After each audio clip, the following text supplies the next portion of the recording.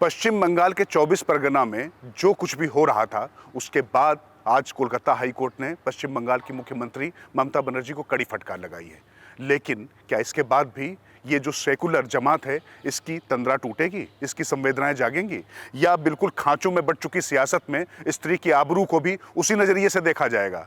एक गुंडा, एक मवाली शेख शाहजहां खड़ा हो जाता है किसी भी घर के सामने और कोई भी सुंदर स्त्री देखकर उसको उठा ले जाता है, अपने दोस्तों में तकसीम कर देता है और उसके बाद उनको नोच खसोट के फिर से उनके घर पे वापस भेज देता है। आ गई तो उनकी किस्मत, मार दिया तो उनकी किस्मत।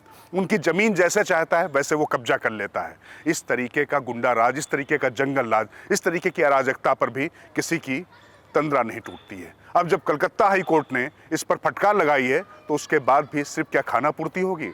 सवाल यह है, कहाँ है अरविंद केजरीवाल, कहाँ है प्रियंका गांधी वाड्रा, कहाँ है राहुल गांधी, कहाँ है सोनिया गांधी, कहाँ पर है अखिलेश यादव? ये लोग क्यों नहीं इस मुद्दे पर खुलकर बोलते हैं? और तो और ममता बनर्जी ने अभी कुछ ही दिन पहले 3 महिलाओं को राज्यसभा भेजने का निर्णय लिया है। अरे ममता दी, आप उनको राज्यसभा मत भेजिए। महिलाओं को इज्जत से जीने का अपने राज्य में हक दे दीजिए। कि एक गुंडा मवाली इस तरीके से, ऐसा लगता है कि कोई हम आदिकाल में है, आदिम युग में है। ऐसा भी होता है क्या?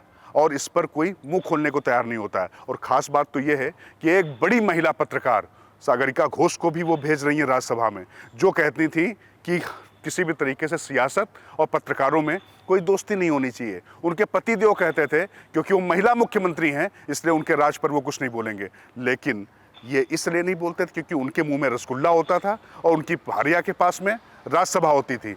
ये आप मानकर चलिए कि इतिहास आपको क्षमा नहीं करेगा।